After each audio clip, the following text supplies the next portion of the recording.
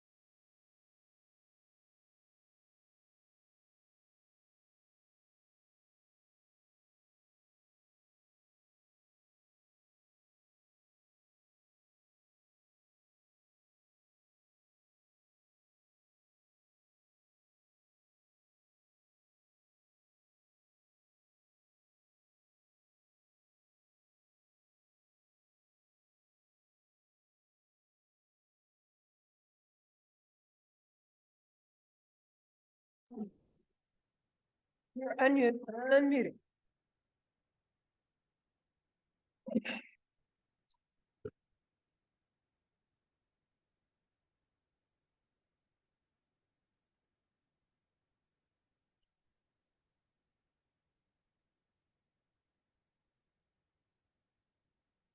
You do have an agenda. 1 o'clock, right on the nose. Ready? Time to go. All right, let's roll.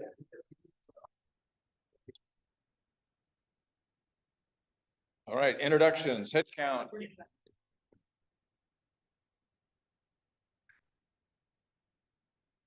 Ready for roll call?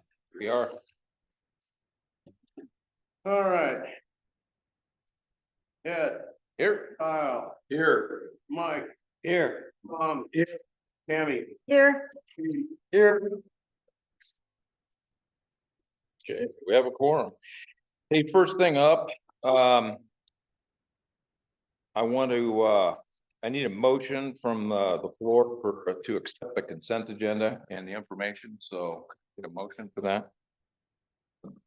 I make a motion to accept the consent agenda. Kyle Thompson. As presented. Second. I'll second.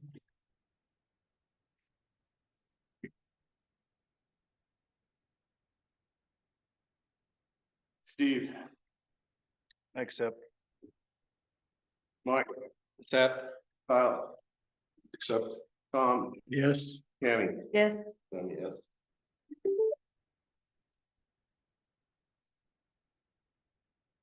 Okay, all good. All right, so for those, how many do we have on, 5, 6, okay, good. 4, 5. 5, okay.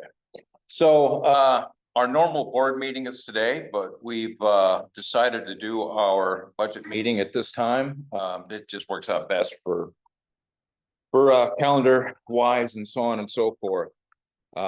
So today we're gonna spend the bulk of our time, if not all of our time, mostly on, the budget for this year. And also we want to get as far into as we can on our need, moving forward for the annual meeting, for what our ask is going to be, for an increase to our general fund assessment fees, assessment for dues. And see how far we get into that. We've got a 2-hour meeting today. We have a hard stop at 3 o'clock. We have some places and some things that people have to go. So at 3 o'clock, we have to stop wherever we're at. If we don't get through any portion of the budget, we'll have to decide on a date, probably via Zoom, to finish that piece up. And probably the sooner we get that piece, the better. So there'll be 2 elements to the budget today. One is our budget ask or a budget plan based on 350 currently that we have, and then a projected budget based on our ask. And we'll figure out what our needs are, and then what that represents in a dollar amount, and then we'll start working back towards what our ask is going to be for the annual meeting. I'm not in 2 hours. It's going to be tough to get through that, but we'll do our best, and maybe we will. There will be 2 items that we want to focus on first before we go. One is Kevin is here to represent his committee for roads. They got together and they put together their 5-year plan. And so Kevin's going to give us a briefing on that so we can see what that looks like. And that will help us prepare for our future budget ask as it pertains to the not the 350, but the future ask for the board meeting, for the annual meeting. So Kevin's information will definitely help us as we start crafting that up moving forward. So before I do that, I do want to respond to Kyle's email that he sent out to the group regarding the database questions and, you know, the making sure we're all together in lockstep moving forward. And we know what the, you know, where we're at as a group. So there's no mystery and so on and so forth. So the email that he sent out was regarding which database is our primary database for communications as we move forward. Because after we get through with our budget, we approve our assessment at the board and the new ask for the budget, we're going to start with an email, social media, and basically monthly information to start letting the membership know what it is we're doing and the whys and so forth. So it's critical to know moving forward, especially in email. We need to make sure we're all lockstep into which database is our primary database. So does anybody have any comments or questions on that before I go into that? Well, when you say database, exactly what information are you talking about? That's a very good lead in for the discussion, and I don't want to take a lot of time on it, Okay. but it's important to move forward. So right now, there's been a little bit of questions on who is the primary keeper of the database for communications for Three Rivers for us as an entity. And Fieldstone is our database, primary database. They send out the assessments to the membership for dues and so forth. And so that is our primary database. That's what we pay them to do, is to manage that. So whenever there's a ownership change or something to that effect that comes to the office, their responsibility is to forward that information to Fieldstone with the idea that whatever information that they collect, either through Proctia, which is awesome because up-to-date emails, addresses can come through Proctia. And anything from an ownership change, so let's just say a new owner, or, like, for instance, Meg's here. If she has a new ownership change, somebody bought a piece of property, that information gets filled out at the office as part of her process. That information gets sent to Fieldstone to bolster up that email or their database. Their database is primary for us, for our communications, especially for email. What we don't want to do is run with more than one primary database. It gets confusing. The office may be very accurate, but Fieldstone's is our primary. So anything we do outside of that, it's to shore up Fieldstone's database so that we have the best and most correct and most current information when we send that to the membership. So I want to make sure that we're all clear on that. If we have any questions, now is the time to ask and make sure we're all. I think it needs to be discussed because I don't agree. I don't agree with either. Right now, our office has gone through and compared Fieldstone to our HOA. I just sent an email to everybody on that. There are, Fieldstone is missing the board out of it. We are missing one. We provide Fieldstone with all the information. Our HOA should be standard. That is standard. We feed Fieldstone the information. First source is where it comes from, the office, here. First source is where we should get it. Easiest source to get it is from here, not from Fieldstone. So let me provide a little color on why I asked the question. This is my first time going through the budgeting process. I've always heard we use around 700 in terms of how many dues paying members we have. And I've heard, no, it's like 690, no, it's 748. I just wanted to know because it affects our how much money we're going to bring in, how many dues paying members we have. I just talked to Dave and he said there was a little bit of a discrepancy. I think that's fine. There will always be a discrepancy. Our job internally in the office is to always be checking Fieldstone and making sure we have one place for the data to come from. They are our partner. This is not a competition between who is right and who's wrong. We have to just work with them. We pay them $2,600 a year or a month to be our partner. And if we're off a couple properties, no big deal. You pick up the phone and say, hey, I know we're off a couple. Let's fix it. And that's the way it should work. My bigger problem is there seems to be this competition between office and Fieldstone and this negativity towards Fieldstone. They're our partner. They do a good job. Do they make mistakes? Absolutely. Do we make mistakes in the office? Absolutely. But we get a lot of value out of Fieldstone, and we just need to figure out how to work with them and not against them. They're our partner. And I think that Fieldstone should be our primary, and we should always be checking them and making sure they're right. It's not, it doesn't have to be an us them thing. It's a we thing. And we just need to somehow get through this. And if we want to look at how can we work better with them, sure. I think there's some things that we could do to improve the process. But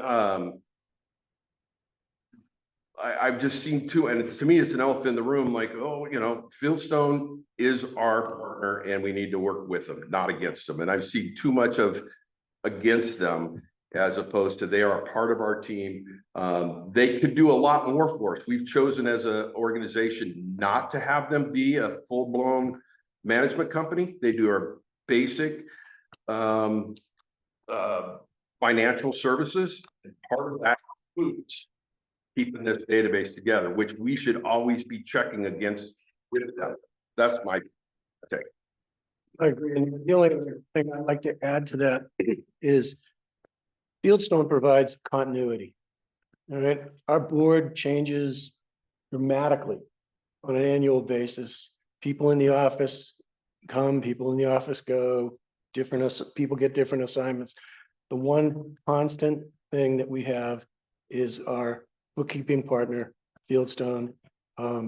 It's a treasury matter, and I agree with Kyle. I don't think they, Problem isn't between Fieldstone and Three Rivers. The problem is between board of directors. Arguing between Fieldstone versus the office. That's where it's at. Fieldstone is, I have no problem with Fieldstone. We need a third party. For me, they do a fine job. That is not the issue. The issue is, let's just stick with what Ed said. If First Source is here, you're changing that first source to give it to Fieldstone. Fieldstone's not the first source. This is where the source information comes from. So you have to keep a database here. You can't just give it to them and then erase everything. So you don't go to Fieldstone for the most accurate information. You go to the office for the most accurate information. You go to HOA Star. So it's arguing between the amongst of us. Fieldstone is not a partner. They're a sublet. There are bookkeepers. They're not supposed to be a manager. Using that word will upset a lot of people because it was voted against Fieldstone managing us. So I don't have a problem with Fieldstone. Again, I'll repeat that. They're not a partner. They are a service that we pay for. they're a And business partner. So we could do, this could be semantics, Yeah, but they are a very strategic. We rely on them for a lot. we have to. And we have a lot of value out of them for $2,600 a month. And for us to try Not to saying we don't, replicate that. not saying we don't. You get a lot of value out of the office. So I define that as a partner. So The argument is between us, not between, there's not a fight going on in the parking lot with the office girls in Fieldstone. The fight's going on right here. You have to give credit to the office. I disagree that we have a fight going on within the board here. We agree to disagree on times, but we all need to be lockstep and get this whole Fieldstone thing behind us. Moving forward, it's just critical that we use all our social media options for our intent of what we're trying to do. And if there's issues with, who's doing what for that communication piece on the database, we got to get behind it. We just got to get that behind us. We have to support one database. It doesn't mean we have to get rid of our internal database, to Kyle's point. That's our good stewards of making sure the information is correct, but we feed that stuff to Fieldstone to make that list even as accurate as possible. And that's the one that goes out to collect the dues, not the office. That's one of the primary reasons why that list has to be solid as we possibly can. That's the litmus test. So I don't have a problem with anybody here on the The board. list should match.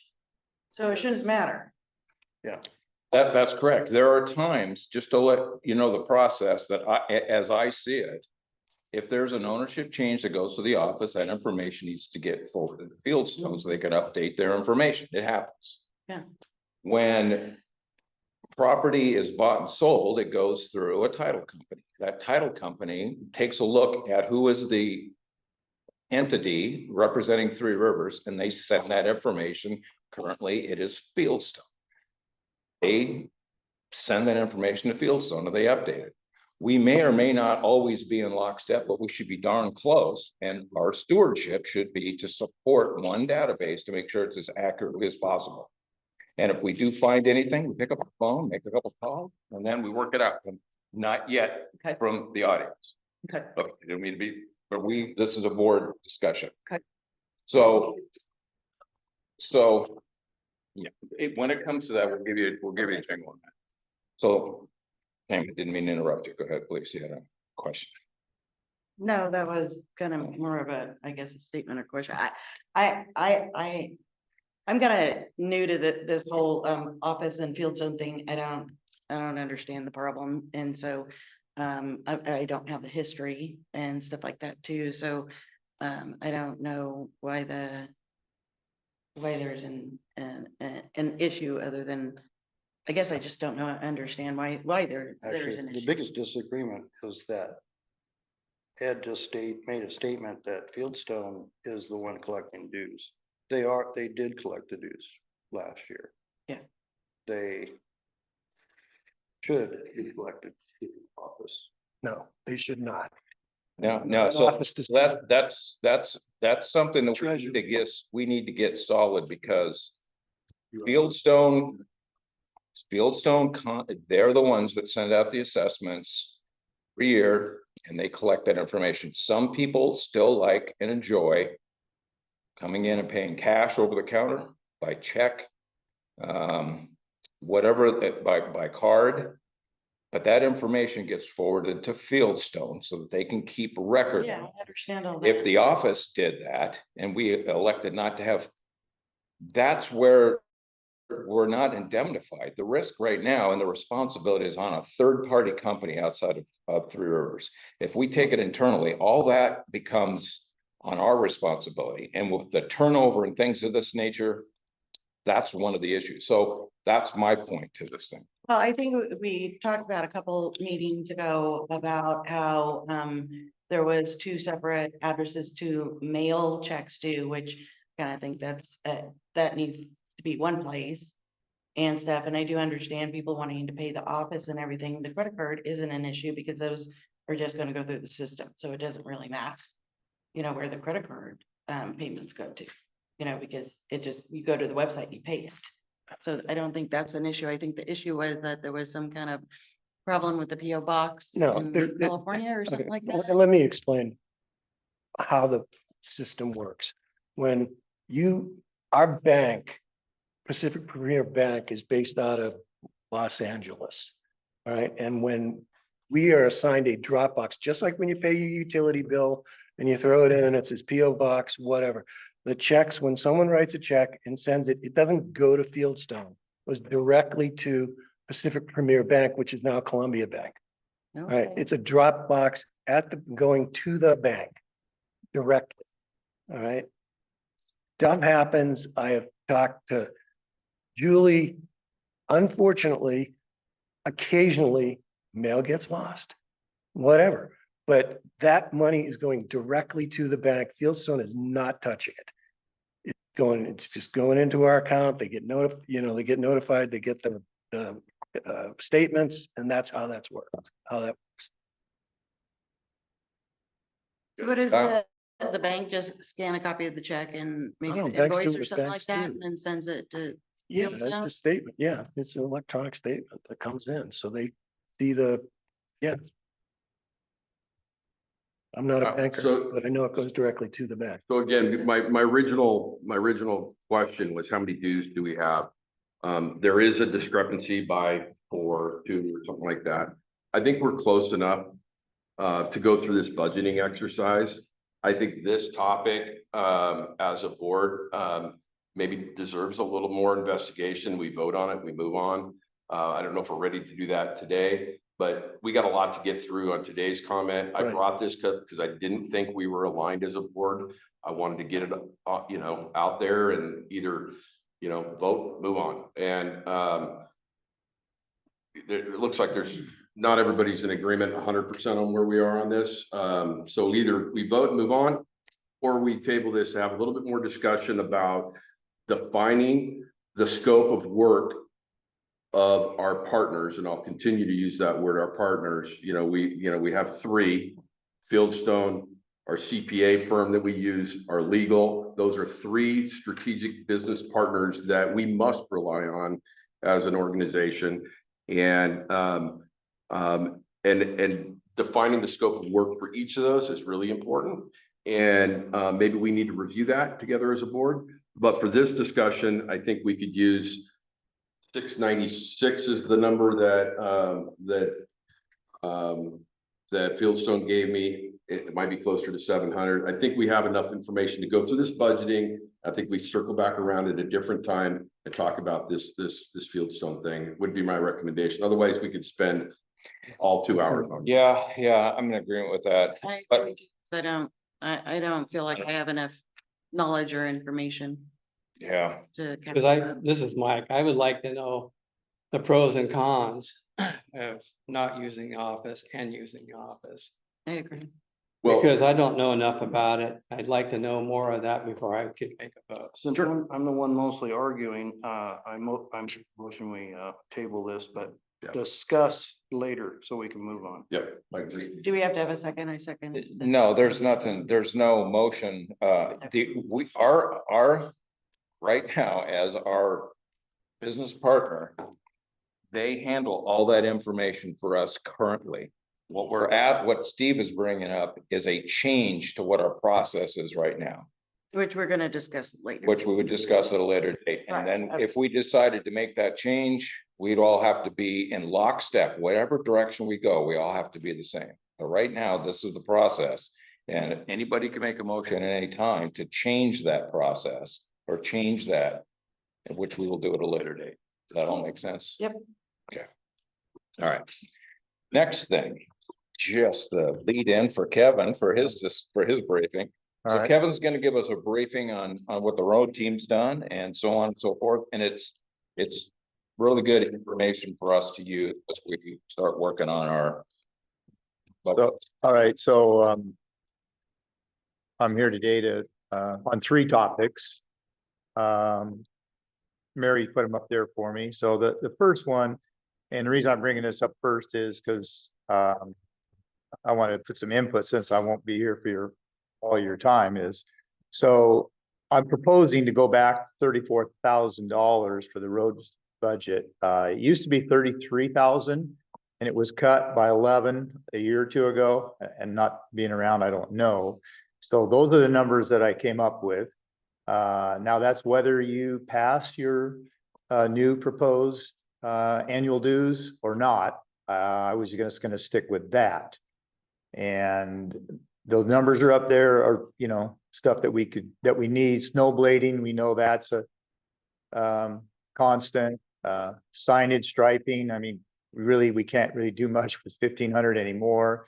Brush cutting and spraying, I think we need to up it. We are getting to the time now, we're getting a lot, especially after those shoulders were done 3-4 years ago. You're bringing in seeds, and so the reason that I upped that, and I'd like to go to 34,000 to present to the board when you guys go through your budget.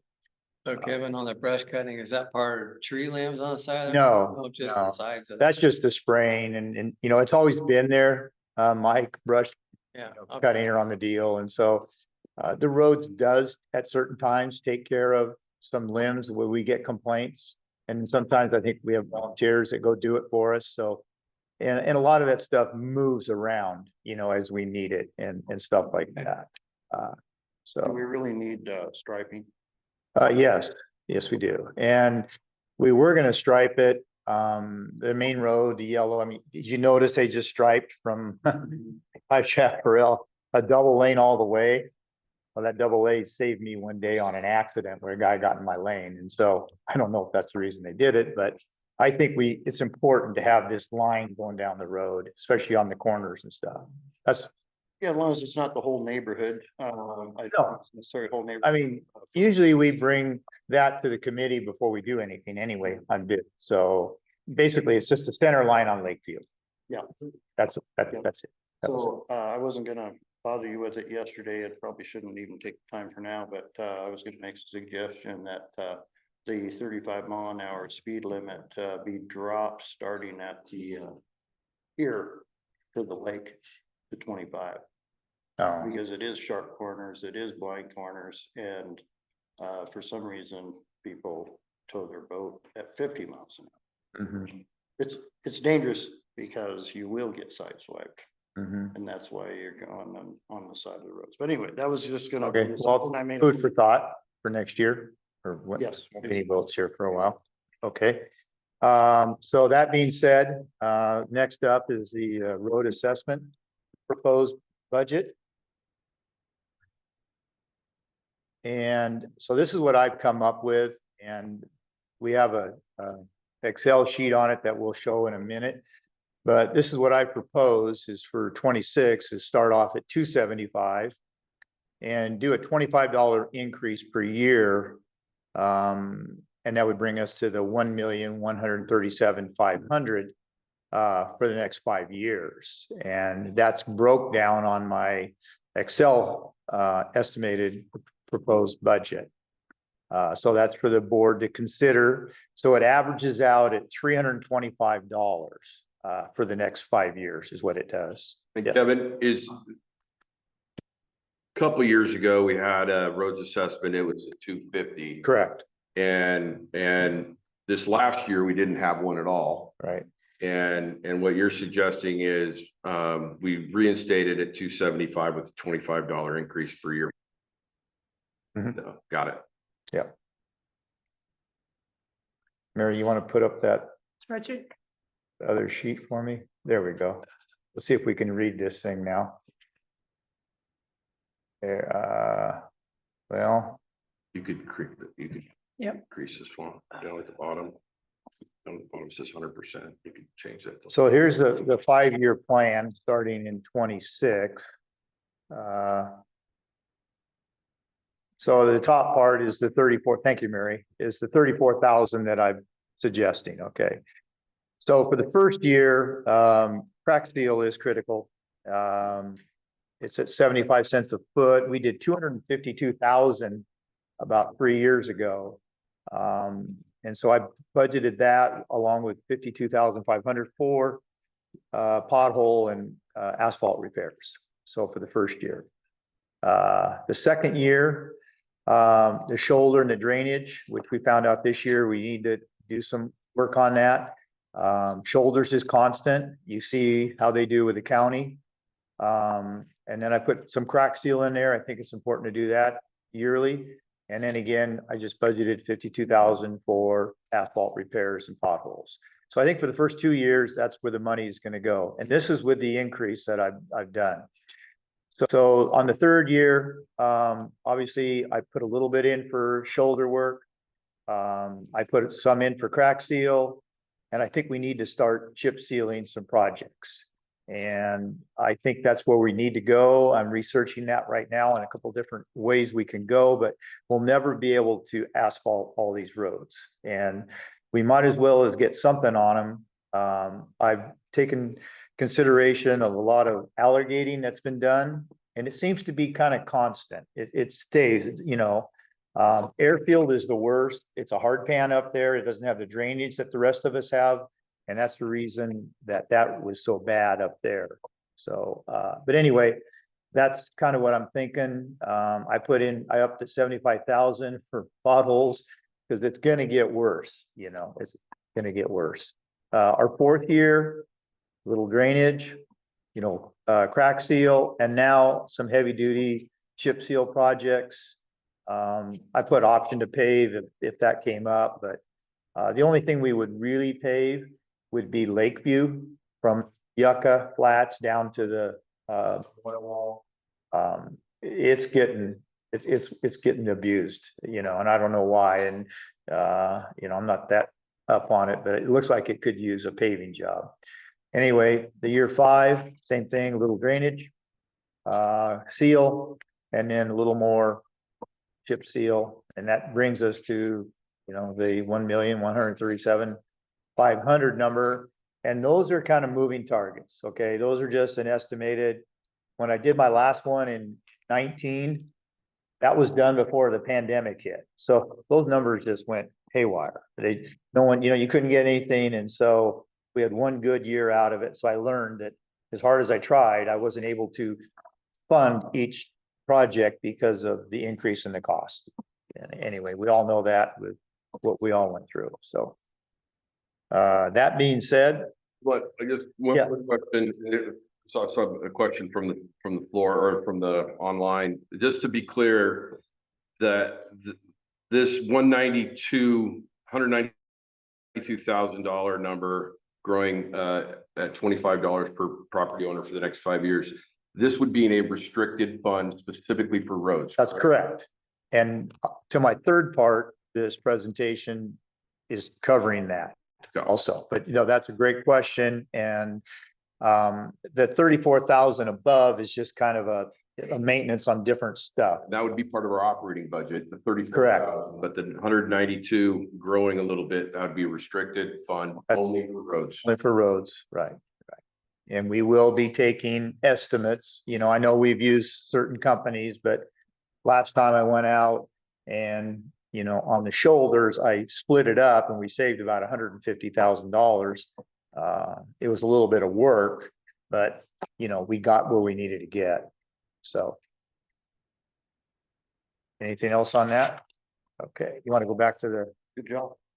Thank you. Okay, and then my third part of my presentation here today is a topic that's been brought up, and I just wanted to get it out there for everybody to understand a few things. So I'm proposing a single or a multi-use building for the roads, snow plows. I think we need an area, we need to keep it clean. So one of them is a tube steel building I can do for 25,000. If you take that lean-to off, it cuts about $8,000 out. So we could cover those for $16,000 permitted and engineered. So the other thing is that we've been thrown around is the multi-use building. Kyle's been working on us a little bit. My proposal was, 36 by 48 with a 16 by 16 storage area that would be part for snow plows, possibly this can sort, and with a cyclone fence around as we have down here. And that came up about $80,000. And that, just so the board knows and people that knows, that's a hard number that is cost only. All right. When I did this event center, I had to bond this job, insure it, and apply for permits and do inspections. And otherwise, we would have to hire a contractor to come in and do this work. And so those numbers are numbers that the committee could get it done through my contact is all. So that would be 110,000 if we did something. So everything would be a little higher. So the suggested improvements for the multi-use would be, it's been talked about the water tank up there, bring in power from the event center with a new water line, and in a 16 by 16 area that we possibly throw maybe a bathroom in there, a sink, water heater, and maybe a little office space and some storage for working on the snow plows. We have that current septic system that we are decommissioning right now, and that's only the tank. The drain field does not need to be decommissioned. That'd be a possibility that would be a way we could get water up there, a bathroom, if necessary, if this is working out. And this is just information for everybody to understand before we go any farther. Okay, and that's kind of up in the air, but maybe they let us do it. So our committee has come up with, we feel like we should block off that trail to the old gravel pit down here. We would regrade between the event center and the proposed building for overflow parking. We do a little paving on the grade here to be able to get up and down, and possibly throw a gate up there just to block it off during times that we don't want people in there. It's been talked about moving these sheds out of here, put them up there. Like I explained before, that cyclone fence, and we need to get a tank for diesel for the snow plows. Currently, we're using homeowners one that we bought to keep track of the gallons that we use, and we're paying him right now. So, okay, all that being said, so the funding operations for this is what I wanted to make sure is we understand that is, I don't think it should come out of this assessment, which I already said. I don't think it should come out of the budget. I think it should find a way to come out of the general fund.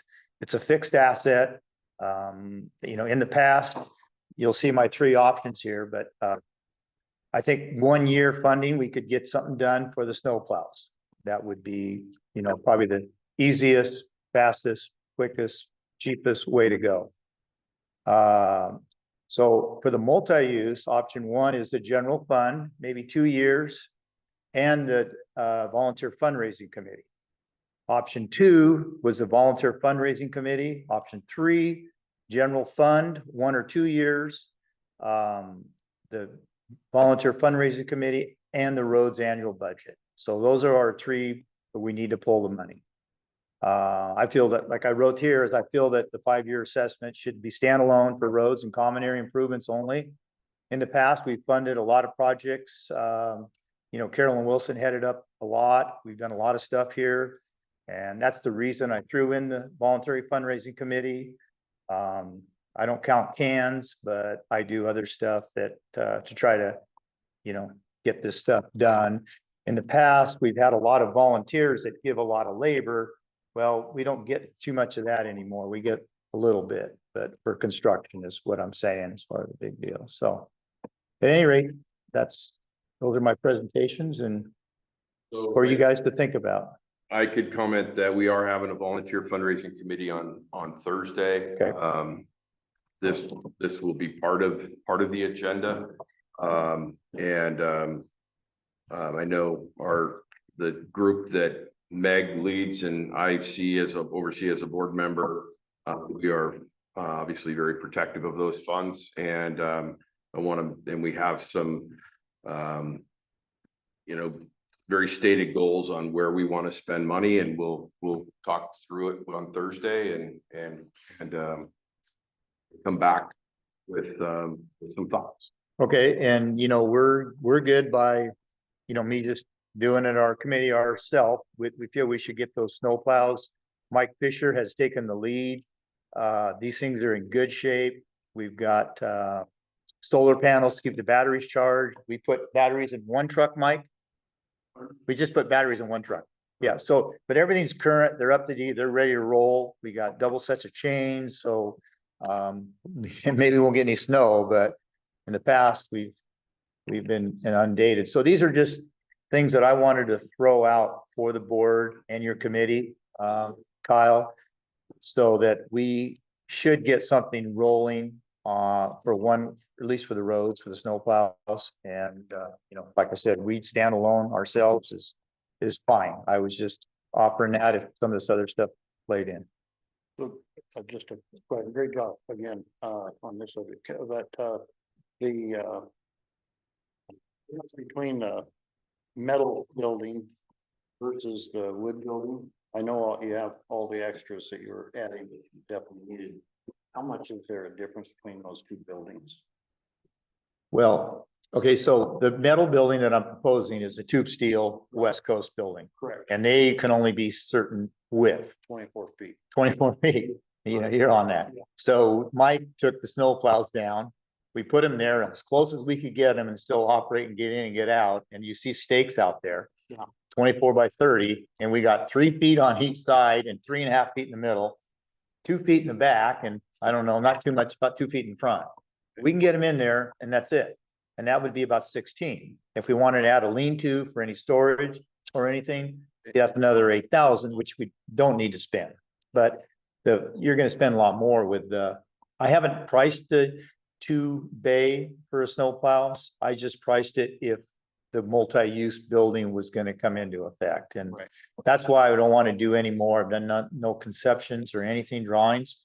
Just want to have a direction from. Was it a lean-to figured for storage, or was it figured for can sorting? No, I mean, the standalone building was just for Trucks. just for the trucks. For the can sorting. No, no. And it can be designed 3 different ways, but if this thing moves forward, we need to sit down with all parties involved. Right. Everybody needs to throw in their 3 cents or 2 cents, and then come up with a design that works. And that doesn't matter to me. I just feel that we should do something with the plows, and that's why I gave you these numbers. So if you do get your budget approved for increase, maybe you could find a way to give us enough money to build that, because it's a fixed asset. And I think it's, not, it shouldn't go anywhere, but I bid it to do it engineering and permitted. Thank you. So, Thanks, Kev. that's it. My comment is, that we have to take care of having snowplows sitting out, just not undercover on people's property, which we've done for years. We need to have a place to house those in the wintertime. It's critical to be able to plow our road, put chains on and be able to work on those things. I think we need to have a building to store that. The question is, how do we fund it? Correct. Yeah, and I really like your plan for the 5 years. It's separate from our ask. It's staggered with $25 a year increments, starting at $275 up to $375. So $275 1 year, $325, $350, $375. That's a great way to do it. I like each year is it spells out what needs to be done, and here's what it's going to take to make that happen. So it's very well put together. And at the annual meeting, we'll do a PowerPoint if you guys want us to do it, and put it up there on the screen and field questions from people, but most of the stuff will go out ahead of time anyway. I think actually, if I remember last year's meeting, I think I watched it, and there was actually some people that were in favor of the road assessments if it would have been separate. Right. Is what I got out of the deal. And that was the grumpy old guy in the back. So I thought, well, that's a compliment from that guy. But yeah. Nicely done. Any questions for Kevin while we got him here? Question, when do you think if it was approved, how would we pay for it and get it done right away? What's that? The project, The 80,000. new system. Oh, it wouldn't be a year, next year, this time next year. We'd be able to start it next year. I think so. There's and I mentioned it to some people, but there's a lot of planning that needs to go down to the county since we're a commercial property here. And I went through that with this event center. It took a lot of doing, and I used an architect that was very familiar with the people sitting behind the desk. And that's the reason that got expedited pretty good. But I think that especially the septic, that would be the first thing. If this did work out where they wanted to do that, we need that septic system up there if we want to have water, and which I think is a great idea if you guys go that route. So just to make sure, I just want to throw this out. I ask you, how many man hours did you volunteer into putting this event center together? Oh, over a period of 2 years, by 400 or 500. 400 or 500 hours. Okay. And you covered the insurance? And Well, and the only reason I threw that out contract? is because I just want people to know that there's more to the story than just, this 80 grand. But no, they wouldn't allow, there was somebody who was going to do it up here, but they weren't a commercial, they didn't have a license or enough insurance or bond to cover it. And they would not give a permit to anybody since it's commercial property, I guess they kind of say it. Well, the reason why I asked that is whatever we decide to do with that building or that outbuilding, whatever the board does, that is, you're putting a lot of volunteer time into that normally we would have to absorb that cost. So Right. it's very yeah. So it's there's a huge benefit by get this thing up and put that together. So it's a one-time offer. There you go. No, but Steve, you're great question, because we need to get the money in first, and then we need to do a lot of planning. And I would think that this time of year is great. There's nobody around, stuff like that. You can do a pole barn, and that time of year you could do that metal stuff. And Yeah, I didn't know if you were gonna do it in stages, throughout the years. it just depends on what the scope of work is, what they finally determine what you want to do, a lot of this stuff here. And so there's a lot more that goes into it, but I think it needs to get out in the open. Does somebody have a question there for me, Kyle Geisler? I don't know if this is the appropriate time, but I would like to suggest that as part of a long-term road plan, that TRLA use a continuing special assessment similar to the Marina assessment to perpetually deal with roads funding without having to adopt reserve account funding or some other discretionary funding spending model.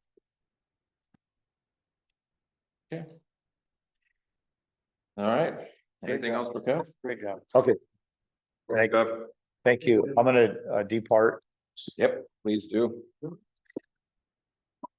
don't get paid like you guys. It's important for us to know what the plan is, so as Let me we, give you a as we little bit craft of pocket what's going on, so thanks, Kev, appreciate it. Oh. You're welcome. Unless you want me to stay. Thanks again, bro. You got Appreciate your time. Okay, next up, Mr. McGuire, we now get into the meat of, Have Kyle throw up. He's gonna. I've got your file. don't need our knees bumping. Just send a request. Start taking a nap. Expense summary. Oh, okay. Assume that's what comes. It says it.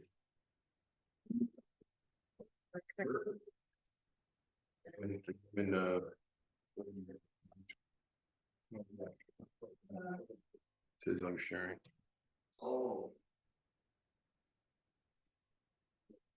Okay, should I stop sharing? Maybe that's the problem. You are screen sharing, so maybe I should stop sharing? Says I'm sharing. So maybe if I stop sharing, then you'll come Yeah. on, Okay. except I, okay, I'm not. That Hold on, worked. got it. Okay, Yeah, that's sharing now. okay, so this is you. Just expand it, yeah. Yeah. Okay. Okay,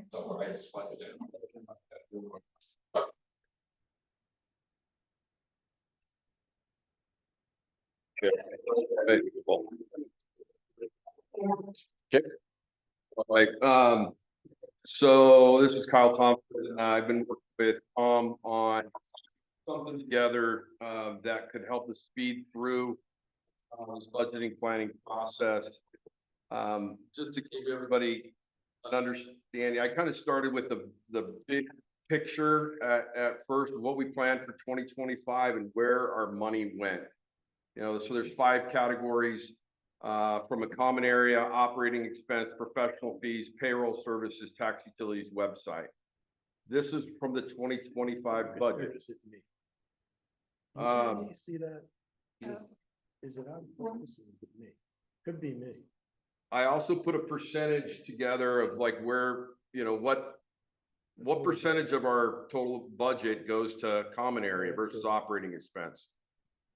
The next column is what we've actually spent, or this is the projected spend from 2025 this year. And then I took a stab at, you know, if we went from 350 which if it was 450, the total budget would be 313. What would that percentage be, or line item be at each percentage? Then I personally went through a bottoms up forecast and took a stab at where I thought things should be. And we'll talk about those line items by there. And then, and again, a percentage of each category, how that represents as a total percentage of our budget. Okay, so again, are currently, and this is with 696 paying dues members. Okay, that may be closer to 7, so these numbers aren't exactly right, but so we're at 350 per person per property. So that's a total of a $243,000 number, budget, cash, or, you know, income. On the bottoms up forecast, you know, when I started, you know, just going through and plugging in numbers, that goes up to 469. So we'd be going from 350 to 469. You know, the target kind of in my mind of where I thought, you know, we need to be is like right around 450. So if we ended up at a number of 450, you know, we were to stand up at an annual meeting and we said, listen, everybody's paying 350 for annual dues. We're thinking of a 29% increase or a 34% increase. You know, how would people respond to that? So that's kind of where I started. So the very first line item, and this is where I'll turn it over to Tom. The very first line item is common area expenses. These are the line items when you print out our financials.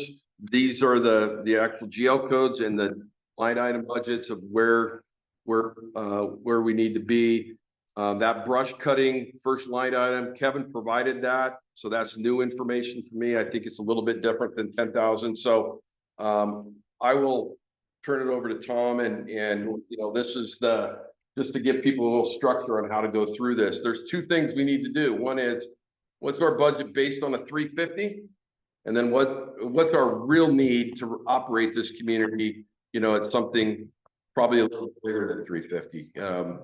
So Tom, I don't know how you want Yeah, to do that. well- Want to just go line by line? Yeah, or- let's just go line by line. Again, this is all based off of a budget, educated guess. How about that? We didn't have any money involved in boat ramps. That's something that our volunteer group has covered, so that was huge. You know, we're very close on brush cutting. We're $750 upside down on that. That was pretty close. Same issue with the desert golf course. We don't have any expense. That's the volunteer committee.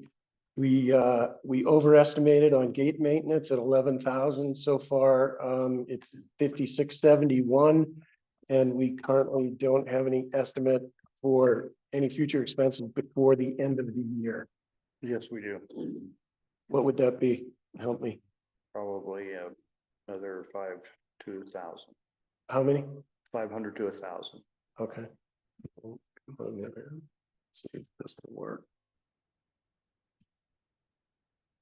Okay, that's helpful. We don't currently have a mailbox expense. A couple of years ago, we bought the boxes. Memorial plaque expense, I'm not sure why we keep this here. We don't have a budget for it. But we spent as a community, we spent 1,085 to memorialize some folks that have made a huge impact on the community. Office maintenance currently under budget. Best guess right now is 500. Dave, I don't know if there's going to be more coming in through the end of the year. If you'll exhaust that 2,000 or go over that, but seems to be on budget. Outhouse maintenance, that was a big one. We budgeted 11 grand. We're currently upside down $6,625 on that budget. We came in at 17,625, so it was a kind of a swing and a miss. Rifle range is under budget, but 5,000 of that went to roads. For the line. Did you want to have updated numbers? Yeah, if you have them. Yeah, there's $3,400 check being cut for the metal stairs going in, Okay, and $650 on spraying. That gets me to $180 left, and I ordered 3 signs, the shooting range for the vacated roads. so you're gonna you'll use the full 5,000. To the penny. I know I can count on you, John. All right.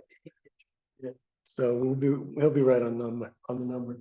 Road maintenance, we really didn't, I don't know, we had 10,000, we had some leftover funds that we didn't use from last year, and we rolled them in to address some issues we had with commitments to Rabine. So this one looks a little funky, but we're 20 grand over, 21,000 over on that. We spent a total of 30,677 so far this year. Road signs, we guessed at 500. We spent 375. And security, pretty close. We wanted to increase security. I think that's another number that we'll probably want to take a look at for next year. But we budgeted $11,500. We spent just about $12,000 or 480 upside down, but we got security over the 3 major holiday weekends, and I think everyone's grateful for that. So our total common area expenses were $68,500 budgeted. We went $18,000 or $19,000 over that budget in the current fiscal year.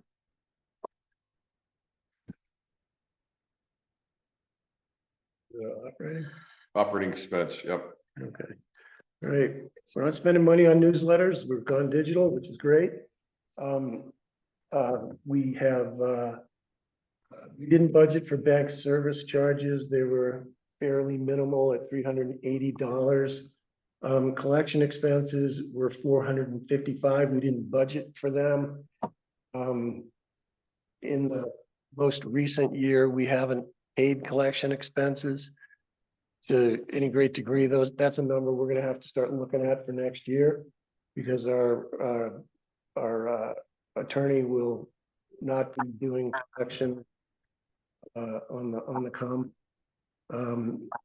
Gate access guest passes that we'd pull in 500. We didn't pull in any there. I don't understand why we had 2 gate access there, but One was revenue or expenses for printing out cards, and Right. the other is Right, to right. operate prop T, I Prop. believe. These numbers aren't correct, for all of that. The printing, we decided not to buy a printer and print the cards. That's why they're just plain white. So that's probably why the 2 different 500s. Okay. The gate access, $500, I have no idea where that came from. Revision's over, there's no need to risk on it, can I say? Where does prop T, what line item does prop? Not showing on that. yeah, I'm gonna expand. Green. It will. There's some accounts that have been commingled, if you will. And I want to break out separate accounts for Prop Tia, HOA Start, and our various internet, like website hosting and things like that. So some of that stuff is. Is it that time? You sound like you were in the middle of something. No, it's so how did it turn out? You know, have a itch. What happened? It's complicated. Long story short, I have to get out of Kenya. Coming home. Well, I'm sorry you have to cut your trip short, but I'll be happy to have you home. I'm looking forward to being back. I can't, because you have control. Whoever Jeff's iPhone is, can you please mute your phone? Excuse me. Yeah. Right. So we were under budget on meetings, and we budgeted just under $10,000. We came in at 7,700, and we're almost 23. Merchant service fees, again, that's a wild card guess. We're 300 back a book on them. Mileage reimbursement, we had budgeted $1,000. We're at 436. It's possible that that may go up. Do we budget that through the? Yeah, we pay that through the. I'm not sure if that's paid through. Because we pay $100 for the hand sort, but is that a payroll thing? I haven't seen any mileage reimbursements. Yeah, I think we make sure that Steve Doan gets paid to take the cans in, but I don't think that comes out of here. Yeah. I think we pay for that on our own. I'm not positive. We're safe at $1,000 there. That's not a problem. Office supplies, we budgeted 3,500. We estimate at this point, we'll have another 500 by the end of the year. Dave, I don't know if that number number's gonna still stick with you. Pretty close. Pretty close, okay. So we're right there. Printing and postage, we're in good shape. We budgeted 1,500. We'll be at about 1,300. So we're, the approved budget, we're at 53,900, well, for $54,000. Our estimate for year end is at 44, so it looks like we're 9,500 under budget. Give or take a little bit. That mileage reimbursement, that was from a previous board member in the first 3 months of the year. Oh, Okay. I know. So, Yeah, I it- thought so. so anybody that's looking at my spreadsheet, that 12,000, I plugged in a number of Proptia. I'm gonna remove that. Cause that appears someplace else in the budget, so I will, so when you look at that 67,500. On what a 2026 budget would look like, it'd be minus that 12. I'll take that out. Right. So bookkeeping, that's Fieldstone, we budgeted 31,972, we're coming in at about 32,088, $116. Legal fees budgeted 10,000. We've called the attorney a fair amount this year. We're $3,000 over budget there. And then our tax prep and review is right on the money. We're at 5240 for the budget, 4955 for the year. So for our professional services and fees, we budgeted 47,212. We're going to be at 49,900, $50,000. We're about $2,800 over budget for our professional services. So let me just add one comment, right? So these are the three financial, what I call strategic business partners. I made a comment here that we need to review the scope of work of each partner and clearly define where we need help and what we can do internally, leverage the internal skill sets and reduce costs where we can. When people talk about how much we pay for Fieldstone or whatever partner, this is the line item in the budget where that takes place. Make a comment here too, Sure. on, people in back. On the 76665 professional, reserve study 000, since we've identified that we Took that out. do not require a reserve study because our CCR and our governing doc for creation of our entity, that's all prior to 81. So I don't know if we even need to have that there. So I've already taken it out. Taken it out. Okay, I just want- Yeah, we're not doing, Okay. we're not doing a reserve study.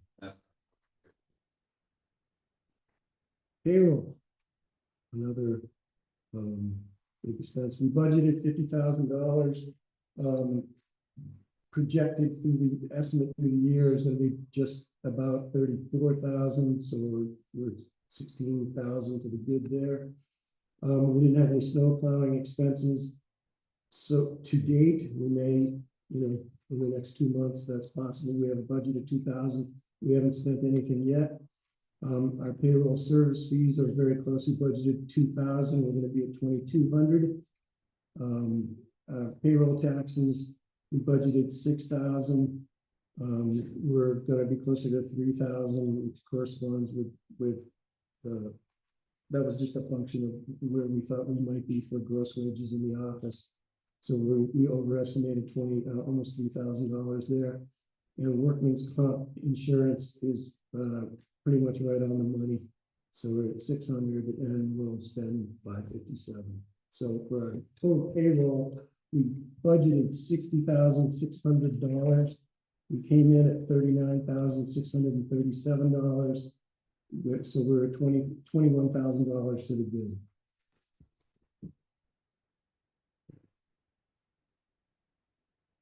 Taxes, the fun stuff everybody loves. Federal taxes, we estimated 7,000. We came in at 91.95, so we underestimated by $2,200. Our property taxes came in at 9,300. I think we're right on the money there. Our state taxes were 35.48 against a budget of $1,100, so we were $2,500 in the hole there. Utilities, internet, and this is where I want to kind of clean some stuff up because we've got a few things going in a few different places. We budgeted $1,000, we'll be at 940, we're good there. Propane and diesel, we budgeted 8,000.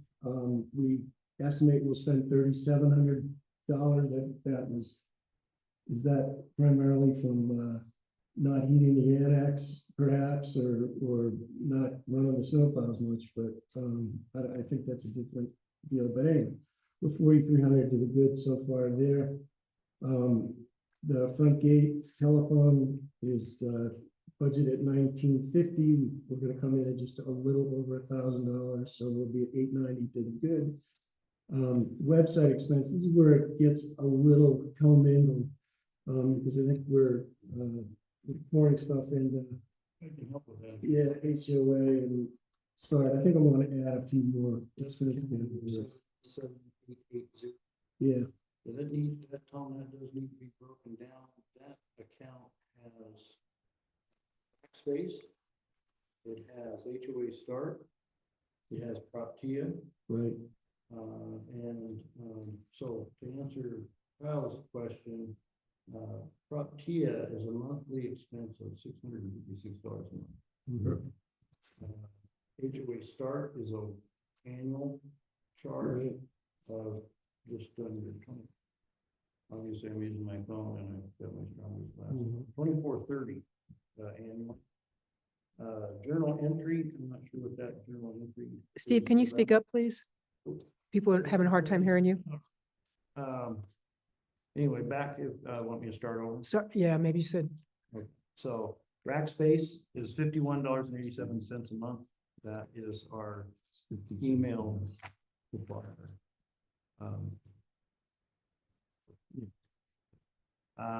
The Proptia is that's actually the program for the gate, and that is $636 a month.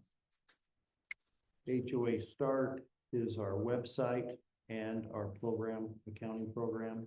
That is an annual fee of, I lost it.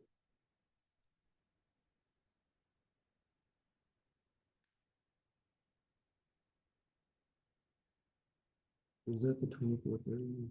Yes, yeah, 2430, thank you. I don't know what a journal entry is of 2794. It's some kind of a correct, it's correcting it, it's correcting. But yeah, a lot of those are the things that are in that account. So it would be nice if they were broken down. We'll set up accounts for each individual vendor for those, just to clarify things. And on the internet, so general fund pays for the office internet. Volunteer fund pays for the internet in the event center and at the beach. And the gun range, yeah. Yeah, and the gun range. So when you see lots of internet bills, volunteer fund is picking up. Where are you seeing the internet at? What account is that? 77670. Oh, there. Yeah. Oh. And yeah, I think this is right. I'm just saying that when I looked through the general ledger report, I saw a lot of internet stuff as well, but volunteer fund is paying for the majority of that. Right. So we were at our estimate budget was 31,464 for 2025. We'll end up at just under 39,000. So we're $7,200 light in that account. Or in for taxes, utilities, website. I have a question from the internet. Is your projection is actually through December 31st of 2025? Yeah, our fiscal year ends on the 31st. Yep. And we do at the annual meeting, we do the carryover request because we don't start collecting dues we start collecting dues, but our dues are all due by the end of June, June 1st. So we roll some money Right, over because we're cash, because we're on a cash account. We're cash not- accounting. We're and not not a accrual. accrual account. Okay, so our total operating expenses, we estimated at, $261,760. Our actual through current is at 207. We estimate there'll be another 53,000 going through. And, we will be, when it all fleshes out, it looks like we'll be, within our budget at $260,076. Maybe $1,700 to be good. We do not have a contingency fund. So anytime that anything goes sideways, that, we have to drop here to pay Paul. So there's no budget there. Is there another page that? I don't have, I Oh, don't have, okay. we didn't coordinate. this. Okay. Yeah, I'm just. Okay.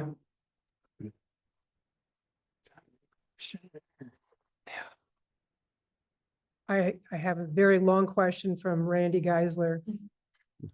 I don't know if you want to take time and wait to the end. Okay, this might be early in the game and the board may already consider this. Could I suggest that any proposed general fund dues increase, provide a copy of budget without dues increase alongside a budget showing where money would or needs to be spent, causing the need for the dues increase along with a discussion of the reasons increase needed for the increases in given areas, as opposed to a simple pie chart or plea for increases. You may also want to consider proposing more than one option for increase of dues if appropriate.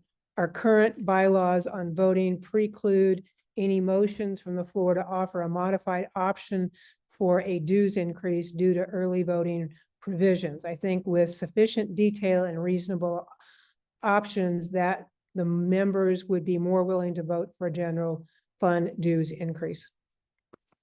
Okay. Yeah.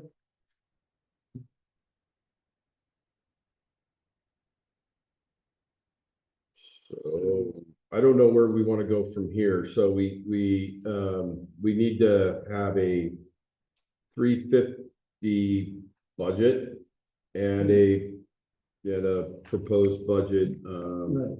And we are at what time? We have 2:15. about 45 minutes. So Ed, any guidance on where we go from here? Yeah, so basically what I can only say what we've done in the past, I don't know what we've done last year. But previous years, we've gone down on financial state, top to bottom with the 350 times 700 property owners. It starts at 245,000 as a start. And then we go down to each one of the accounts like you guys just did, and then we base our projected budget based on need for this year, and then at the very end, left over, the net at the bottom is the contingency fund, and then we usually like to see somewhere around 6,000 to 8,000 contingency if something came up. So that's how we've always done the budget in the past. So it's basically taking your recap, putting the budget like you have up on the screen now, and then we go down through. This is where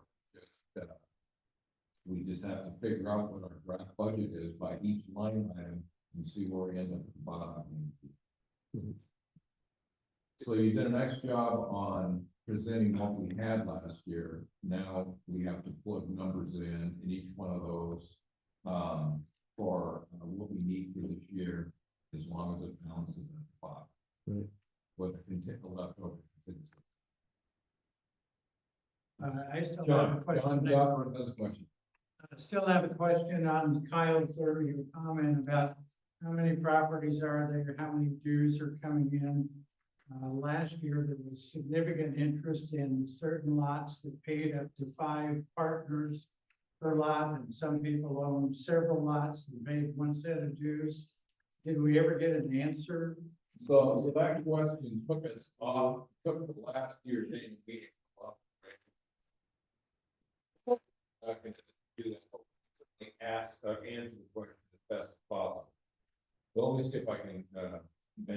So the way we're set up right now with the 696, that represents, you know, how many folks are gonna get assessed a set of dues. And if sometimes we start off at 245,000, because we use 700 rounded number for our projection. Sometimes folks delay their payments and so on and so forth, and so sometimes that number, we come off that number a little bit over the year, and then that's part of the collection process with our attorney to.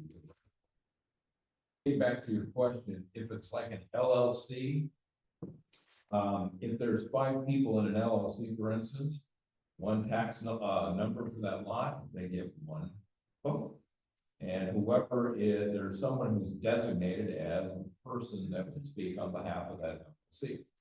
If there's a partnership, and I'm sure Randy probably but he can. And in the event that there are three people, let's just say, that own a property together, if they each have a percentage of ownership and it's recognized through Jefferson County tax assessor, and there is a dirt number that is appropriate for that, we call it, then they will be taxed their dues individually. So they could have 3 sets of dues for that property because they're all listed as owners, and they would each have a vote each. That's as simple as it is. So we should have revenue that comes in that exceeds the $350 per lot within 3 years. that database represents including that. And then It's 6 because there's not that many. There's not 696 pieces of property in 3 rivers. I don't have the number. I have the number that I asked Julie at Fieldstone this question, and she said there are currently 969 paying/voting owners in 3 rivers and 598 lots. Okay, now I think we need to We don't have none. I'm sorry, let me read that over. There are currently 696 paying voting owners and 598 lots. Is that what I said? No, you said. Okay. Right. And we might be off a handful here or there. We need to validate that with our own internal database, and Dave and his team will do that. But you know, was the mystery to me, being the first time I've gone through this. It's like, you know, and we should tell everybody this is the number. To me, it's really clear. If you pay dues, you have certain rights. You get a vote, and you get to dictate who comes in the gate.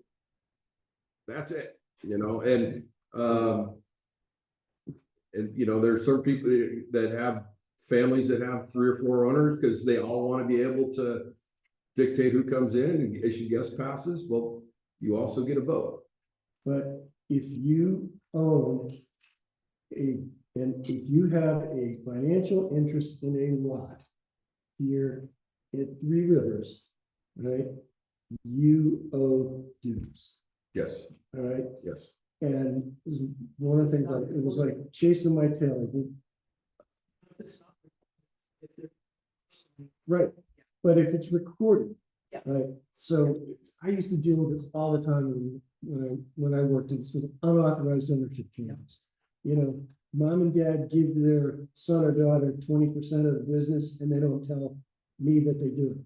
So, or the county, right? So that's possible, but it's also possible that, and I don't know, David, this is something that the office does at all, but it would not hurt for us to do an audit.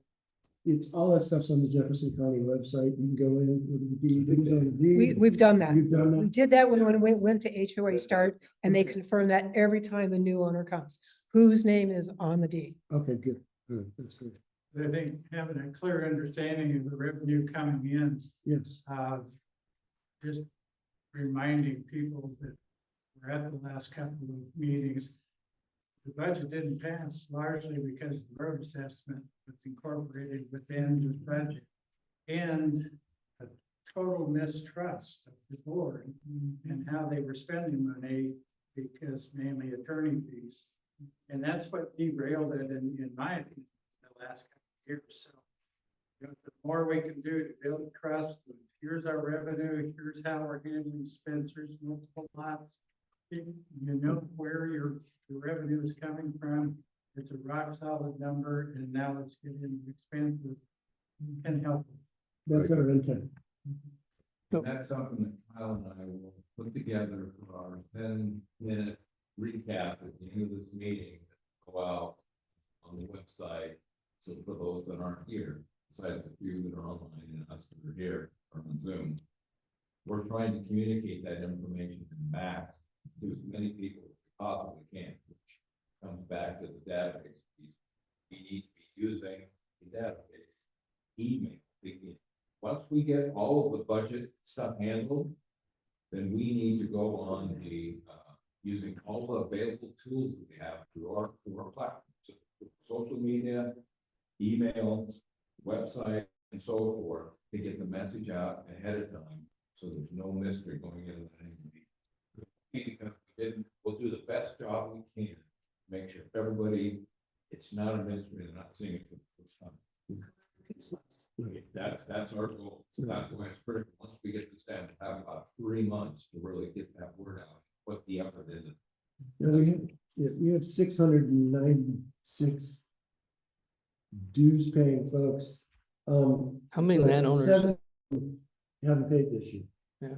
So how many landowners were there? Should we rely on how many lots they are for dues? Because, you know, sometimes those people may sell their lot and then one person comes in and buys it, then you know, you only got one dues. Well, if we get information from the county, But, yeah, This is why I asked the question, and this is why, you know, we working with Dave and his team and Fieldstone and, you know, and double checking the numbers. We should know exactly. It should not be a mystery. And then explaining it, just like John said, is really critical. And the other part that I wanted to add to Ed's comment is that, you know, people, you know, they get the packet, you know, and then there's, you know, the Facebook chatter starts. What's this and how come that? We want to have 2 town hall meetings, one in January and one in February, where people have the opportunity to come in and ask questions. And we could be really clear and transparent on what our ask is, why we're asking for the money. And so people aren't hearing it for the first time, either at the annual meeting or when they, you know, as soon as they get their packet, you know, their hands start raising up, and then the Facebook chatter starts, and then it's the, you know, there's all kinds of conspiracy theories, you know, it's like, you know, everybody's sitting around this table. It's not sitting here on a Sunday just because we love doing this. You know, we care about this community. We're trying to do the best job we can, but communication is key. Communication, answering people's questions. When they ask a question, they deserve an answer, straightforward answer. And we don't want to wait till the annual meeting to answer all those questions. We want to deal with all that stuff up front so that people go into that meeting with a clear understanding. We vote and we move on. Yeah. and quite frankly, if we went,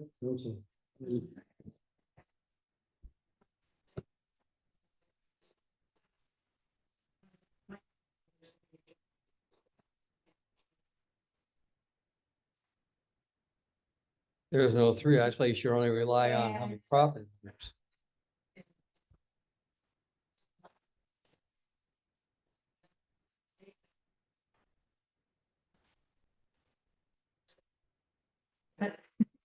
Then we have actual property that could produce, you know, like 50 dues.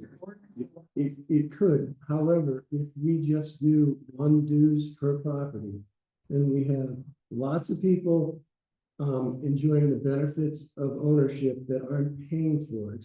right? No, I'm not And saying that. everybody else's dues will go up. Yeah, Because, you know, we're cutting the pie, you know, now we only have, what, 598 slices instead of 600. And we need what we need to run this community. And I'm not saying yeah. give 1 dues per profit. I'm just saying right. if if half the people who have 3 owners are paying and all of a sudden they're gone, then we, Well, it's a moving target. yeah, so- I'm just saying. Yeah, it's all great points.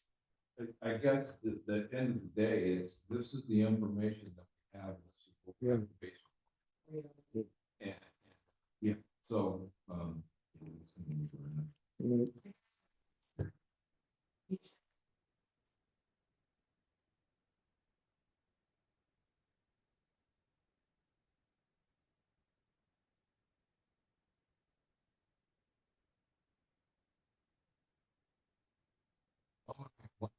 comment on this for me anyways. that, Here's the goal in my mind for this annual meeting, while we're on that level topic. In the past, our meetings have been 4.5, 5 hours, which is a grueling meeting on a Sunday. In my mind, the best meeting that we could ever put on is the shortest meeting. So I would like to see if we could Tough and fat and give this more of a briefing.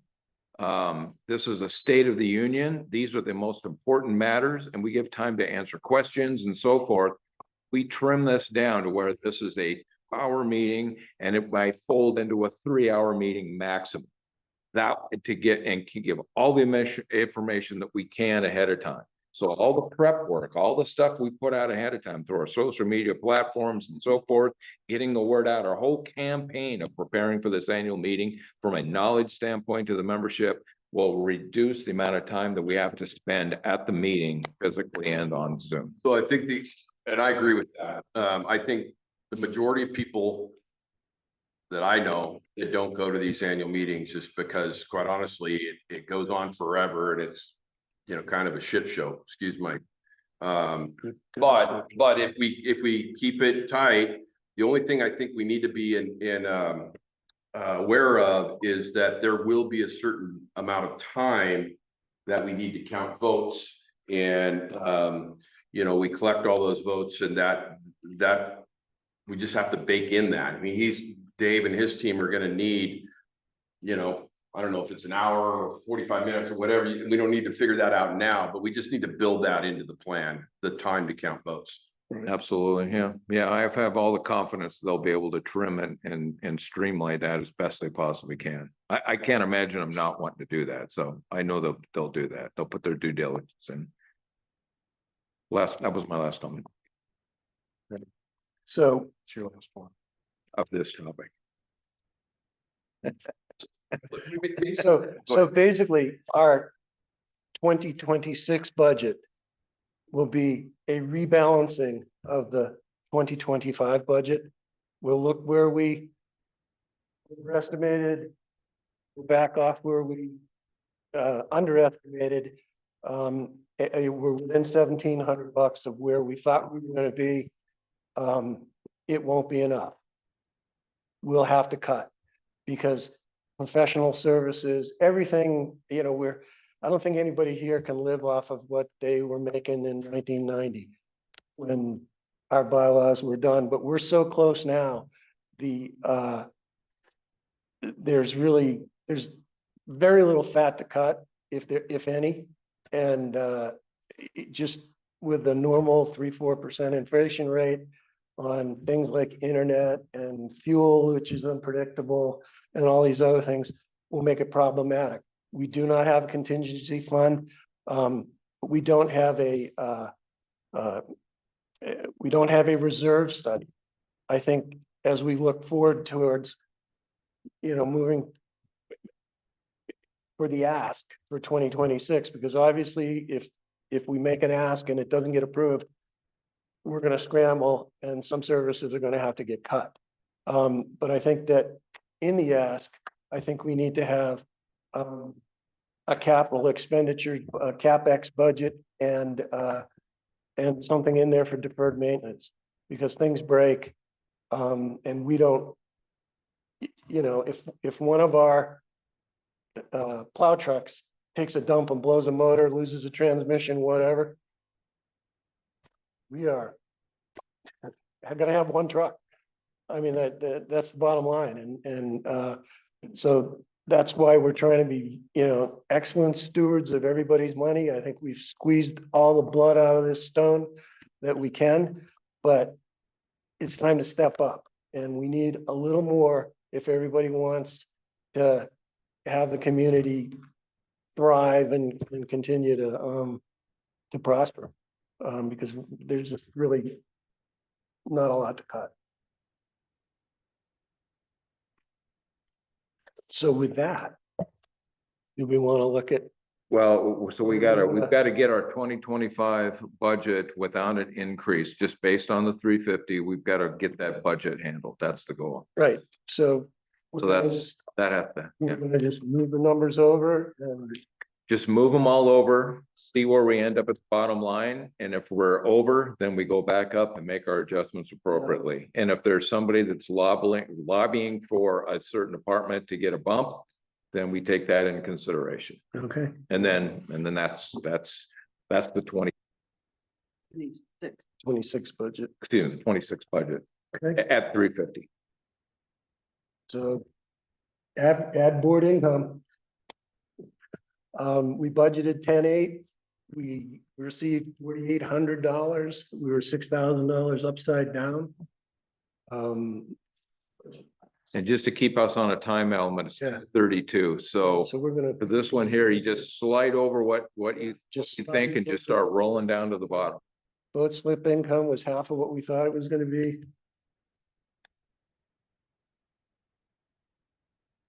I think we're pretty much on the, fines and fees. How do you project that? I think. Okay, so we were on account number. I'm just trying to keep us on track. 40550. I can't. 100 fines and fees. We budgeted 1,500. We collected 2,000. I don't like to forecast fines and fees. I hope it's zero. You need to plug a number in each one of 1,500 those empty slots. Let's Start go. plugging numbers in. Trying to rush it too bad, but all those, Okay. Gate access income.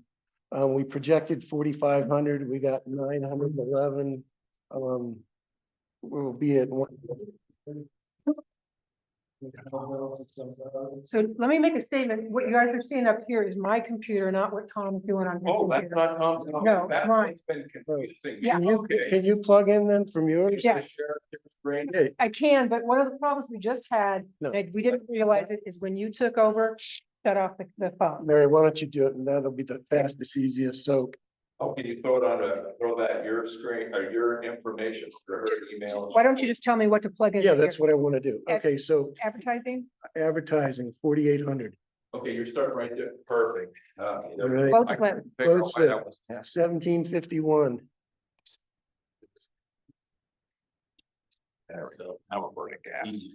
Yeah, you could actually, Just slide yeah, Here- you could equal to Yeah. this. equal to it, the, then slide that Yeah. down and be done. yeah, that'd be perfect. Not, yeah. Same thing here. Yep. And then we'll see where we have to cut. We're done.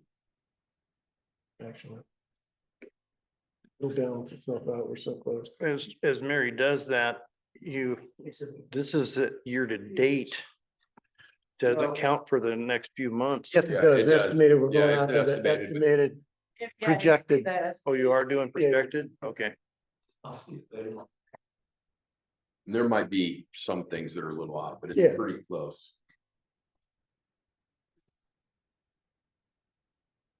I think you can never get it right on. Yeah. And then again, we still have 17, as far as income is concerned, and I think it's buried in this already, but we're $6,900 light from people that have not paid their 2025 assessments. Well, speaking of They're that, going to collections. I saw that. It's 259,076. I'm gonna suggest that we don't send them collections Right. right away. Okay, well, we gotta get on this. It's, Well, that's a discussion for another meeting. that, no, Okay. But I don't think, yeah, as long as it's not You happening. want this? before the next meeting. Well, you saw my email, right? Yeah. That explained the new, Those are still, nothing's changed. Yeah. But, yeah, it's still the same. those are separate line items. When it comes to collections, it doesn't cost us any money. Doesn't cost. Okay. Now it's a $1,500 debt to them. So Tom, is that number? Oh, yeah. It's exactly the same as the estimated 20. They were having trouble paying for it. Right. So down below, we have Well, this is a, other expenses like some past legal matters and things like that. so I'll brief you on it, then you Are can. those additional have an expenses or those decision on pulled out of where you wanna go. legal fees from up Make above? decisions coming to the table. If you want to be heard on the thing, you've got to go back over to your chair. God, They can hear you because you talk loud, but Yeah. Right. Got my wife telling me I talk now. that's all right. But those, these other ones are protected accounts. Okay. So let's just focus on the general. The general fund is what General it fund. is, So it comes out to 259,076. right? And that's the way, if I was doing this, I would take what we estimated through 2025 and plan that for 2026 with no increases. That's the bare bones minimum. Right. And, so 259 against, the original approved budget was 261 within $1,000, right? I mean, we're really close. Okay, so we're, right now, What's the total? where's the bottom line net on this? Right there. 259, so where's the difference between our forecasted income Right there. and, Variance. oh, there it is, 268.84, so I can't read. In it. the Yeah. fund. Yeah, Okay, so we're positive 26.84, that became our contingency, really. If Yeah, we got, okay. if we're under, well, man, this is an overage, right? yeah. Yeah, so we gotta go back and we gotta trim 26.84. Right, Okay, all right. That's where we're at. And So then we I gotta think go back, and we gotta trim 26.84 to balance this thing. no. Yeah, we're No, we're over. That's not, over income. The income's higher than the Income's expected higher. expenses. So that's what that contingency should be then. If this is our overage, right, then that's our Then new we push the- contingency. yeah, is that's good. 26.84. Okay. all right. that's not. Yeah. Because. No, we're not. Well, we're not, What I'm saying is I Yes, sign. figure out where our bottom line difference is between what we brought in and what we need. right, That difference is 26.84 to the good right now. yes, So that just became our new contingency. something doesn't happen.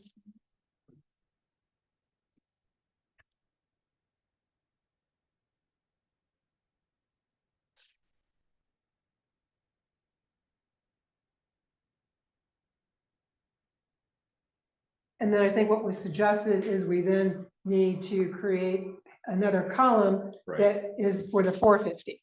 yes. Where would we But I make the think that's- increases? Huh? Yeah, and those are the things like, Kevin had, 14,000 for brush cutting and we're at a number less than that and et cetera, et cetera, et cetera. That's where the CapEx, which is the,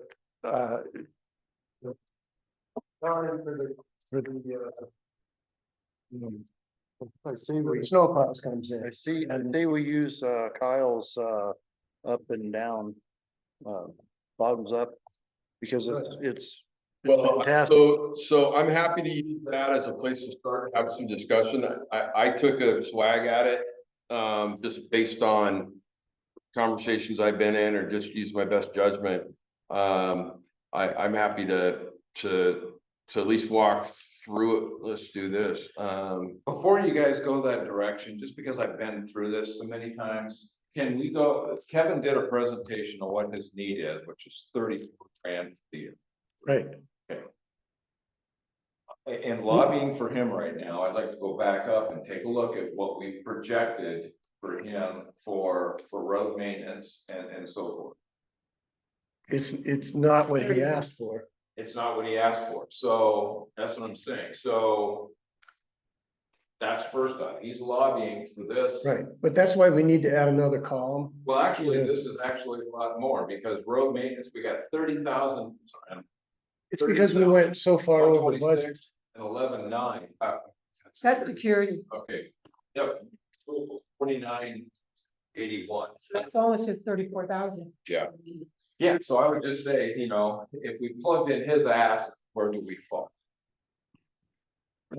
You just said. That's what I would ask. So Right, based well, on his ask, what he gave us, plug in his ask for those. he wanted, 12.5 for roads, common area maintenance. Road maintenance, we're at 10, he wanted 12.5, but he was way over budget. But that, I think, was where we were squirreling funds to take care of the Ravine Road. And that was what we did. This is what. Right. His ask was pretty specific on those 3 accounts. So if we plug those numbers in, Sure. let's see where it lies. Okay, 12.5 for road maintenance. Okay. And I think that's assuming that we get an assessment. 6,000 for snow blading. That must be a West Coast thing. Snow plowing, 6,000. And where's the third? Snow removal down there. And then the third is brush cutting and spraying, 14,000. And that's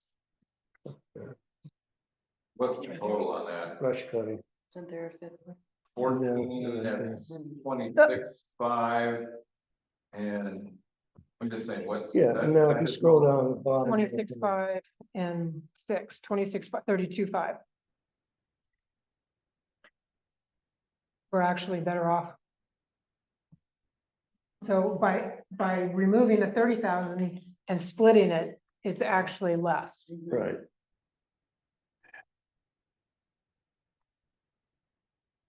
Well, I mean, he gave an ask of 34,000, so that's his ask for this year. Yeah, and I think, but I would say this, that the, I think the brush cutting is a real number, right? But I think the road, the road $12,500 ask is valid if we get the assessment. No, that's not. That's above and beyond. No, this is what we live with if we don't get the approval Right, for the. right. No, I This is our- understand. This is our. Okay. So, yeah, That one. okay, so as long as we've got Kevin's ask in there, then John will give his ask, I mean, he'll lobby for. Well, let's do. for the I ask. mean, Okay, So and so that's how. the figure, the budget was a little bit higher for all of those in a total amount than what Kevin is asking for. Yeah, but You guys we're understand we're that? going up. Just That's took out total. right Yeah, from- Yeah. We're doing this. Well, that was not my intent, but that was his ask. So that's how it works, he's saying this is what I need for the roads. And we plug that number in, Yeah. and then we see where we roll. Gave us back $2,000. So, John's gonna want 10 grand, because that's what he's been getting the last couple of years. Yeah, he only got it last year for the first time. Pardon? Only got it last year for the first. No, he got it the last 2 years. Should change 10,000? Huh? Should we change that to 10,000 Yeah. for the rifle range? And Pretty sure about it, because I'm pretty. That number is I We're got it. still in the positive, but that variance isn't changing. the variance didn't change, but the draft budget did change. Yeah. So there's Well, no something, formula in there, because in the Ah. variance, I don't think is there a formula? yeah, there is a formula. yeah, as far as I But- see, if we go to the top. And hit the 240, 3,500, Okay, but this number here. yeah, the Versus that other number, that difference is, so we are over. right, the variance is on 2025, the forecast and the estimated. Doesn't have anything to do with what we're doing for 2026. Right, Yeah. that's correct, that's good, Yeah. okay, so we go back to the very bottom line. 253, Yep. So I think the net operating income is based on the income in 2026 and the expense, that's 1712. That's the number we should be looking at. Yes. Net operating income Right. in G83. That's right. No, Yes. well, if we go, to G1, I don't know what the number, or G2. The number for the That's G2. 243,500. Anticipated, we're speculating what our income is at the top of the page, 243,500, G5. That's G5. That's our forecast, just like we had estimated forecast there, our estimated budget was 246, 246. well, we can change that. though. I'm just saying, this number here. Then when you go to the bottom, What is it?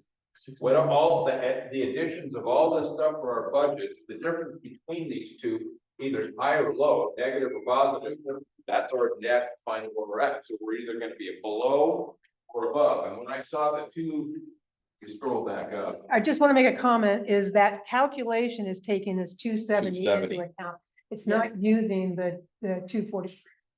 So it's using, Why is that? because this is total resources.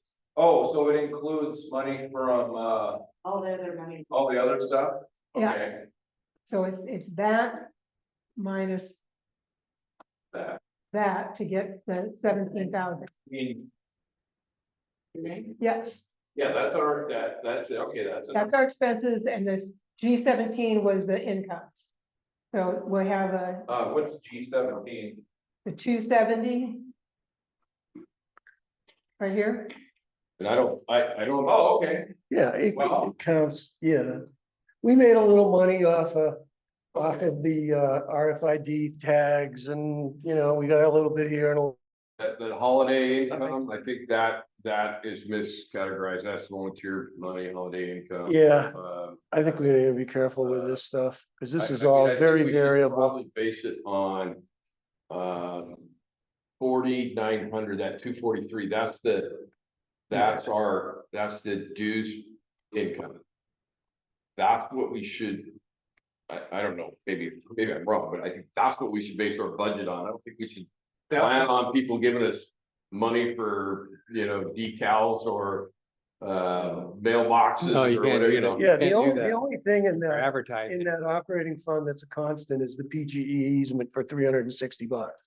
Everything else is variable It's and unpredictable. good, consistent source of income now. You know, it's $6,000 upside down this year.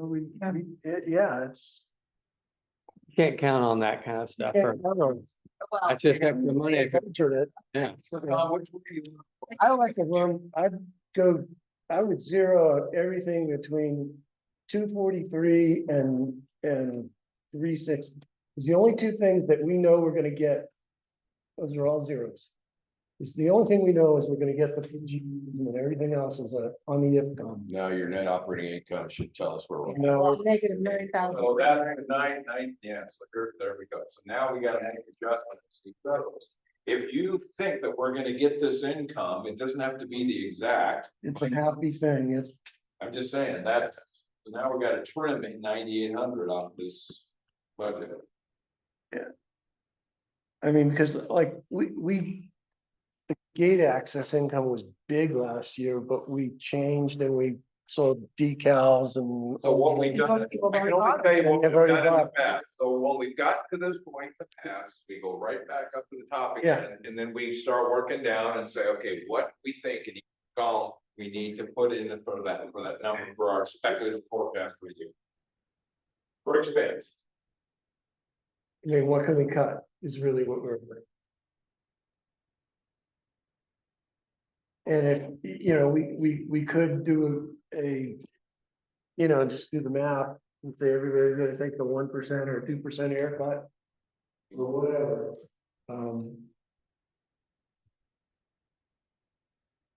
And that's, this is the tough part. This is the part that's always, Well, that we have to do. So, if we go, can you go scroll up there just a little bit, this. What was our net? Our income was $715 and the expense was. 1,000. Yeah. It's like $300. It's not huge. Okay, so we gotta look at expenses. Yeah, So what's the delta, what we're off by 9,000? 9,000. Yep, not almost 10,000. Because remember, we slid these numbers over, so each one of them need to be looked at individually and then adjusted accordingly. And it's actually gonna, I mean, next year, like, slide up if you could. And the other, I'm sorry, I always get it. That's okay. When we start talking about utilities and all that other stuff, they're gonna go up.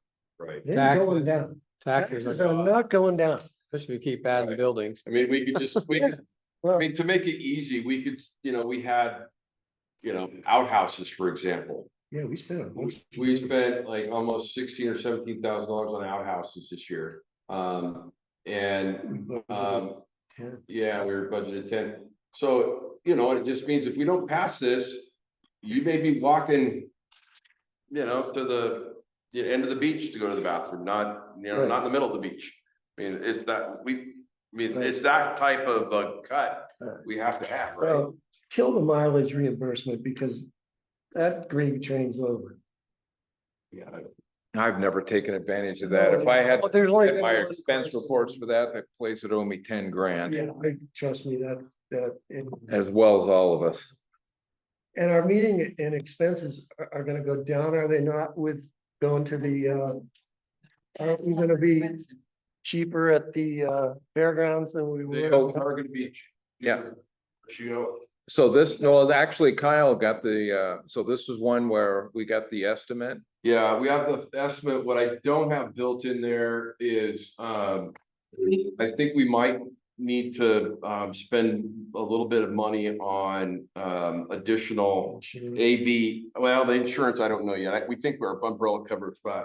But we need to have, cameras and microphones and all that stuff that, they have a system there. I haven't vetted it. And I have a feeling we may want to spend a little bit more money there so people can hear and see what's going on.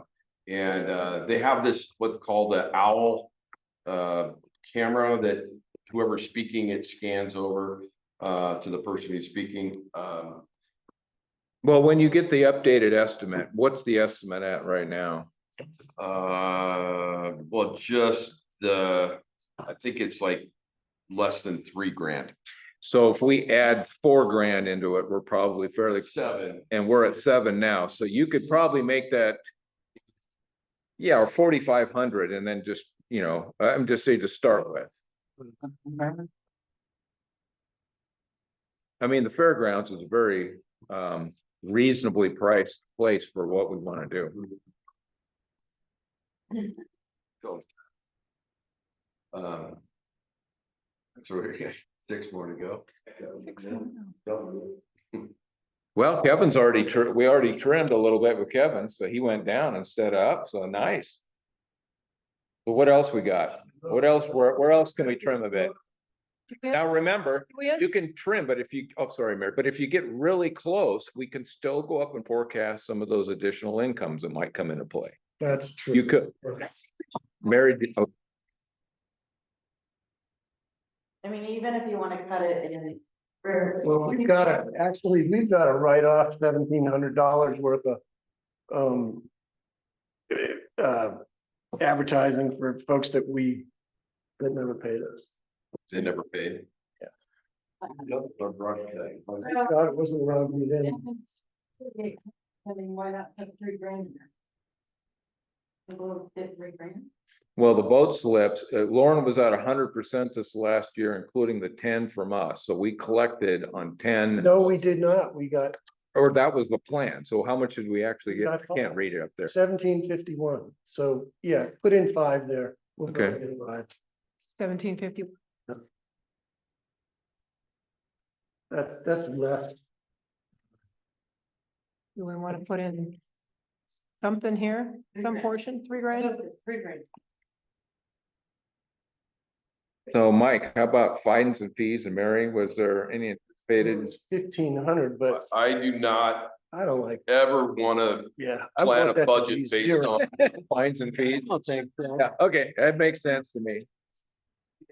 Okay, Yeah. all right, Never gonna be the mayor of. makes sense. Yeah, right. Then it's gonna look like we're I looking need a to find. a- Tom, we're gonna find you. Covert speed trap, I mean. How much more do you need? Because we're down to 5 minutes. Boxes are. $1,400. Yeah, but we haven't sold any, and I don't know how many we have available to sell. At this point, So we need $1,400 more. we need 14. Add it to the income. Yeah. So. What's our insurance expense? Was It's gonna go up, it ain't gonna go down. What we don't know on insurance, right now, our insurance is flat with what we did last year, but what we don't know is the D&O insurance for directors and officers. That isn't due until December, but we're estimating it to be about $5,000. Do we understand what this internet expense is? It's like $10,000? Yeah, it is. It's just some stuff that's commingled. It's legit. It's Okay. just, I want to add a few expense categories so we can. Okay, yeah, I just and- look at and it, something again, big. those are gonna go up, sure. Yep. And you can't control property taxes or No, any of none that other of stuff. that. So there's nothing. there. Wages, you can't do anything. I didn't increase. $1,400. $1,400. Yeah, that brush cut. You doubled that. Yeah, he's gotta take a haircut. I never seen anybody do brush cutting. No, it's spraying mostly. Yeah, it's called brush cutting, but it's spraying. It's all, Oh, yeah, we've that's got a this spraying, brush knapweed. cutting. This knapweed is starting to raise its ugly head, so that's why Kevin was adding to it. But hey, it is what it is. We all gotta take a haircut here, so to speak. All right, Look at that, 82 bucks. $83, so we have a balanced budget. Okay, before we go any further, we'll have to make a motion and accept, and a second and all that to accept this.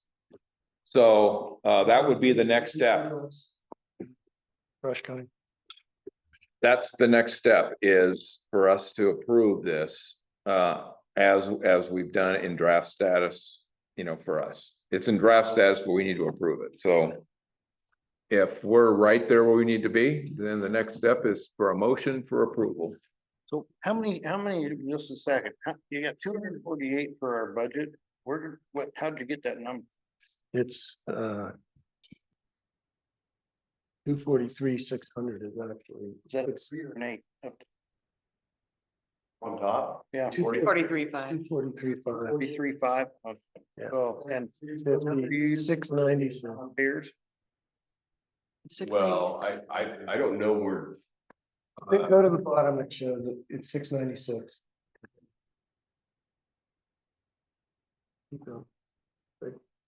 $690. Yep. Yeah. And yeah, All right, that makes sense.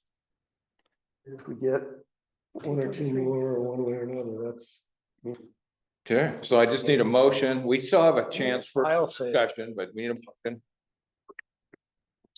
I make a motion to accept the proposed budget in draft status. No, it's not a draft after we approve the budget, so. I make a motion to approve the 2026 budget as presented on this. Second. And any discussion, anybody? I don't mean to take over Yeah, but let's get a vote. Dave's job there, but any discussion? There's not Okay. much to talk about. It's what it is. Yep. All right, Steve. Yes. Kyle. Yes. Mike. Yes. Tom. Yes. Tammy. Yes. I'm a yes. Approved. Nice job, everybody. It's painful and it's tough, but there we are, straight up 3 o'clock. Okay, Breathe. so the next thing that I wanted to do is, I knew that we were gonna have a tough time getting through this and our proposed budget for 2026, for the ask, for the increase for assessments for due. So I'm thinking we need to do this as Zoom probably, or do you want to do it in person? So it's up to you guys. Zoom. It was Zoom. Then we need to pick a date when we're gonna all Zoom together on this. And it should be sooner than later, as best we can. Obviously, we all have schedules, but reason for that is, we gotta have this thing vetted and ready to roll. So we have plenty of time to start doing our, campaign for information to the membership. So, Everybody take a look at Weekend or their, weeknight. it's up to you guys, whatever works best. I am very flexible, so you got, you all decide and I'll make. Yeah, October. October. Okay, October, let me help guide this if you don't mind, I apologize. Week of the 20th, that's this coming week. Can't do it. Tom can't, okay, so it's out. How about the week of the 27th? I can't after Monday. I'm flying back from Baltimore on Monday. So the 28th, the 28th to the 31st, if it's during the week. Yep. Okay, I could, 28th. works. What day is that? Tuesday. Tuesday. Tuesday, the 28th. I can do it then. Okay, Steve, I can do it. Steve's in, Mike's in, Dave, Kyle, Yeah, I could do. Yep. Tammy? Yep. Okay, 28th, at what time? Anytime after 5 for me. Yeah, After 5, okay. 5:30. No vacations? I don't want you to kick my ass. No, 5:30 work. 5:30, I propose 5:30 or 6. What, Tammy, do you No, need? I can even do right at 5. Oh, okay. So Let's do 5. How's 5 o'clock look for everybody? 5's good. Dave, 5 work? Okay, let's do 5 o'clock on 28th, but I will tell you, as painful and as long as this one takes, anything but painful, but as long as this, with our due diligence, expect this to be a 2 or 3 hour meeting. And if it's less, we're good. I'm just gonna ask everybody to get with your committee members. If they have asks, get them now. So what I would recommend is, or suggest anyway, is I've taken a stab at a starting point. And, but I'm not responsible for really any of those groups. And so I could send those out, and if everybody could just be prepared, like the office, for example, I just took a swag at what I thought. And, so we'll send out a document that has a starting point, and everybody needs to go through that and then be prepared to talk about and justify, any line items, like, I had some numbers in, the office for capital improvements for, like, we need a plan for, inverters are gonna break. If that happens, the office shuts down. So I put in a number on that. I don't know if it's in the right spot or Right. whatever, but anyway, we have a place to start, so everybody needs to be prepared to talk about it. And Mary, if you don't mind, if I send that to you, which is just basically another column to that spreadsheet that you just did, we have another column, which is the 2026, if we pass the budget, and my comments on each line item, then everybody could look at that.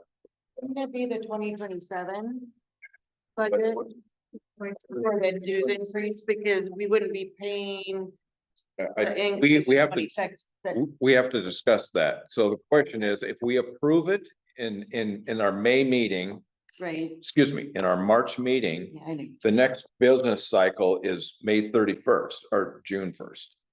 So whatever we approve, if we get that approved by the membership, it'll take effect immediately. Okay. Except for Kevin's assessment. Kevin wants to stagger that. So we'll have to decide that as well. He wants to stagger it a little bit, so it's, we don't want to put the assessment for roads off to the next year. That means we'll have nothing to, no monies for this year other than that. Yeah, it'll just be, and he just, his thought is the more if he gets the approval, then he can start planning with the subs to have money to be able to spend as he contracts for our summer next year and fall time. Right? Does that make sense? Yeah. See, there's something else I wanted to mention too about that meeting. Yeah, and we'll just talk just on budget. The ideas and the items that Steve and Dave are concerned about, we need to address those. We need to spend time on that and all come to consensus on that. We're not gonna have time at the next meeting, but we'll bake that in. After we get everything all accounted for here with our budgets and asks and so forth, we need to make that a priority and address that. Makes sense. It's on the calendar. And that was my next, for the Zoom. It's gonna be Zoom only, nothing in person. correct? Yeah, I'll update that with Zoom only, and I'll add the Zoom link as soon as I get home. Yeah, and I appreciate all the posting. I'll do that to nausea, but it's a fact. I appreciate that being on there, so we're all consistent with membership, knowing that it'll be a Zoom. Mine or yours? So, thank you. I make a motion, we close. You'll have to redo the pen. Wait a second. Steve. Aye. Yes. Mike, Yes. Tammy. Yes. Yes. Tom. Yes. Then we We're burning gas now. lost the speakerphone. Because I was. So they were able to hear you, but they couldn't understand Tom. So, and I. couldn't The figure out what audio was needs going to be on. fixed. So somebody said it happened about 15 minutes ago. And that wasn't green anymore.